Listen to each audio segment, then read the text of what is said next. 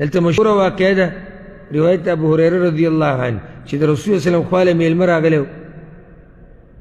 چې کور ته ورغی وی میلمه مې راوستی دی بیبیانو ته یا رسول الله کور کې خو څه نشته نو بیا وی زما دا میلمه به څوک بوځي یو صحابي راپاڅېد یا رسول الله زه به یې بوځم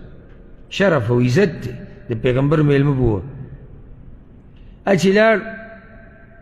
ښځې ته وی میلمه مې راوستی د رسول الله وسلم وی په سر سترګو خو کور کې خو څه نشته او دغه لږ څه دي د وړو دپاره مې باندې کړي دي جاړي هغوی وایي ته دا واړه په څه طریقه اوده کا او دغه لږ څه دي میلمه لره وباسه چې اوس مې راوستی د پیغمبر میلمه دی وړو سره بیا ګورو دا ډېر ګران کار دی دا خو هسې مونږ اورو ځکه راته داسې اسانه ښکاري چېرې دا به مونږ هم وکړو په دې دومره مالونو کې او دا دومره دنیا چې الله مونږ له راکړې ده که نه په دې کې چې یو غریب صرف داسې ور وټکوي ټک ټک غریب نو په موږ باندې ځمکه او اسمان یو شوي بیا راغی او چې چا ته ووایې یاره دلته یو مریض دی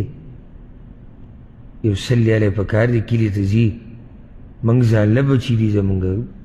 د لوږې نه مړه شو زمونږ بچي دي مور پلار دي ته دلته غریب دی او هلته دا دی هلته دا نو دا ډېر ګران کار دی او ارمان یې مه کوئ د کولو داسې چې په موږ دې راشي داسې دا کار څه دی ګران دی خو تاریخ کې دي ځوانان تېرې شوي دي چې هغوی کړی دی بچي دي د سړي وږي بچي ماشومانان حقه به ذکر کېږي اوس ها نو بیا هغه ماشومانان یې وده کړو او هغه ډوډۍ راوویسته او بیا دې ښځې ته ویلي چې کله ته موږ ته لوښي کېږدي ډیوه به مړه کړې په یو طریقه ځکه چې هلته ادب دا دی چې د میلمه سره به خوراک کې نابلوس خو موږ وایي چې تباهي به نه کې نو موږ دا ویلي دي دا دی چې ته کېرې او اخري پلیټ کې ګوتم ته راکاږي مطلب د میلمه سره ناسته دا ده چې ګوتې ورسره تولوه تولول پېژنې که نه څه عادتي ګوتې تولوه خو د بعضو هغه ګوتې تولولو دې الله وساته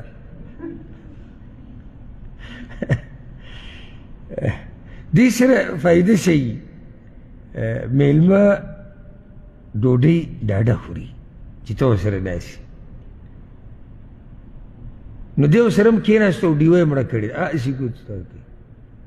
هغه ته دا ښکاري چې دی هم ما سره لږ جاز ورته خو تیاره ده سهار له دی راغی د رسول الله وسلم جومات ته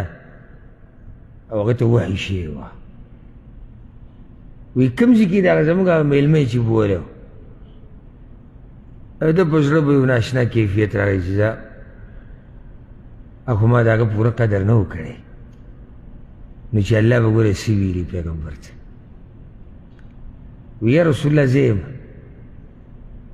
وی تا او ستا ښځې چې پرون د شپې کوم کار کړی دی الله چې ورته وکتو نو ویې خندل چې دا څومره اوچت بندګان دي څومره په دې پیغمبر مین دي او څومره په الله مین دي نو الله دا آیت راولېږو چې دوی نورو له ترجیح په ځان ورکوي ځکه ما تاسو ته دا ډېر ګران کار دی زه تا ته یو کار بل ښیم خبر رانه اوږدېږي خو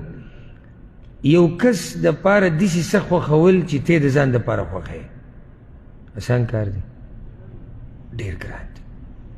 چې بلکل ځان له څه خوښوې بل له یې خوښوې ډېر ګران دی خو دا دغه مرتبه هم نه ده که نه دی بل له هغه څه خوښول چې هغه غوره دي د هغې څه نه چې تا ځان له خوښ کړي دي ورسېدی پرې څه ووایم الله دې مونږ کې راولي الله نه به یې غواړو خو ما ته خو داسې ښکاري چې دا داستان په قیسو په تاریخ کې پاتې شوی دی لکه چې اوس خو خصوصا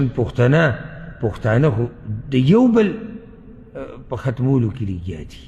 پاتې له دا چې یو بل دپاره خیر ولټوي الله دې زموږ د زړونو یو بل ته صفا کړي